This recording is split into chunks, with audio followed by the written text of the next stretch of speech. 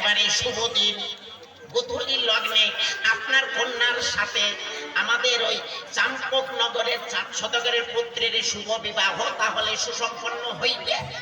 আচ্ছা, আপনি তাহলে বিবাহের দায় জোগাড় করিতে পারেন। বাহ, আপনারাও সকাল সকাল বরযাত্রী সহকারে চলে আসবেন। সে আর বলতে মহারাজ, তাহলে আসি মহারাজ, নমস্কার। নমস্কার, নমস্কার।